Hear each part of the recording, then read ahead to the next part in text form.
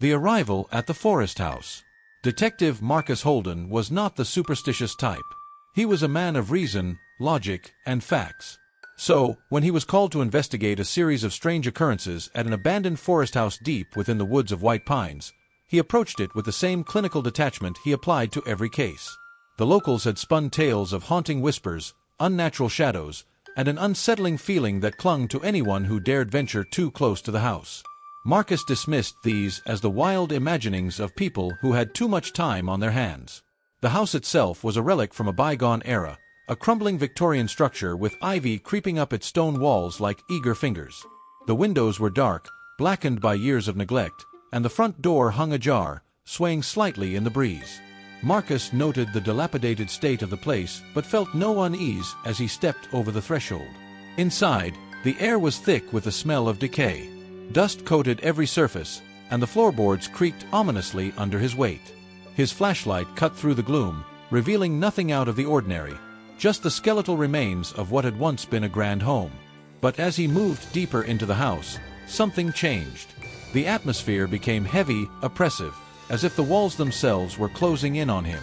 In the back of the house, he found a staircase leading down to the cellar. It was there, in that damp, cold space, that Marcus stumbled upon something he couldn't easily explain. The floor was dirt, uneven and soft beneath his feet. But there was something more, a trail leading away from the staircase. Not footprints, but something else. The marks were deep, gouged into the earth as if something massive had been dragged or had crawled along the ground. Marcus knelt to examine the trail more closely. It wasn't made by any animal he knew of. The grooves were too large, too wide, and too regular, as if whatever had made them was not of this world. His heartbeat quickened, not out of fear, but out of a strange curiosity. What could have made such marks? They led out of the cellar and through a narrow doorway that seemed to have been recently forced open. For the first time, Marcus felt a twinge of uncertainty. The stories he had so easily dismissed now echoed in his mind. He hesitated, listening to the silence of the house, but it was a silence that felt wrong, as if the building was holding its breath. He shook off the feeling and followed the trail through the doorway, his flashlight revealing nothing but darkness beyond. As he stepped through, the air grew colder, and an unnatural stillness settled around him. The trail continued, deeper into the woods behind the house, where the trees grew closer together, their branches knitting into a thick canopy that blocked out the fading light of day. Marcus could feel something watching him, something that lingered just beyond the edge of the light, waiting. He was not one to be easily unnerved, but as he followed the trail into the darkness, he couldn't shake the feeling that whatever had made those marks was leading him somewhere he might not return from. Detective Marcus Holden pressed forward, his breath coming out in quick, visible puffs as the forest grew colder with each step. The strange trail continued, winding its way through the thickening trees. The deeper he ventured, the more he realized how different this part of the forest was. The usual sounds of wildlife were absent. No birds, no rustling leaves, just a suffocating silence that seemed to swallow every noise he made. He paused for a moment, scanning his surroundings with a growing sense of unease. The beam of his flashlight flickered, its light cutting through the darkness but revealing nothing out of the ordinary. Just trees, their twisted branches clawing at the sky. Marcus was about to move on when something caught his eye. Movement, far in the distance. He froze, his eyes narrowing as he focused on the shadow slipping between the trees. It was large, hulking, and unnaturally fast. At first, he thought it was a trick of the light, but as the figure moved again, he saw it clearly. It was something massive, with a grotesque loping gait, its form partially obscured by the darkness. The creature paused behind a tree, only its outline visible, and for a fleeting moment, Marcus swore he saw eyes. Glowing, hungry eyes that pierced through the shadows and locked onto him. Marcus felt a cold sweat break out on his forehead. The rational part of his mind tried to dismiss it as a bear or some other large animal, but deep down, he knew this was something else.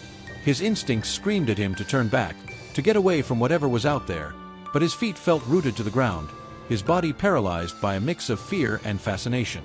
Then, without warning, the creature darted away, its massive form disappearing into the trees with terrifying speed. Marcus's breath caught in his throat. Whatever it was getting closer. He heard the unmistakable sound of branches snapping, the ground trembling beneath its weight. He spun around, flashlight shaking in his hand as he tried to locate the creature, but the darkness seemed to close in on him, the trees themselves leaning closer as if to hide the horrors within. A sudden loud snap of a branch right behind him made Marcus whirl around, his heart hammering in his chest. The flashlight beam illuminated nothing but an empty space where the sound had come from.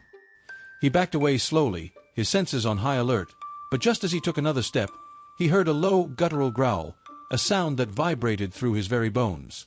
His body acted before his mind could process what was happening. Marcus turned and bolted back the way he had come, his boots pounding against the forest floor, kicking up dirt and leaves in his wake. He didn't dare look back, not yet. He just needed to get away, to reach the edge of the forest, where the light of day could chase away whatever was pursuing him. But as he ran, the growls multiplied. They echoed all around him, coming from every direction, growing louder and closer. The forest that had been silent moments ago was now alive with the sounds of his unseen pursuers. A glimpse over his shoulder revealed fleeting shadows darting between the trees, their movements too fast and too coordinated to be anything natural. Marcus pushed himself harder, his lungs burning as he sprinted through the underbrush. But the faster he ran, the more the forest seemed to twist and turn on itself, the trail he had followed disappearing into a maze of identical trees. Panic gripped him as he realized he had lost his way. The creatures were driving him deeper into the woods, herding him like prey. He risked another glance back and nearly stumbled when he saw them. There were at least 3 of them now, their enormous forms emerging from the shadows, their eyes glowing with malevolent intent. Their bodies were covered in matted fur, their limbs long and unnaturally bent, like something out of a nightmare. And their mouths, jagged, gaping maws dripping with saliva, twisted into grotesque smiles as they closed in.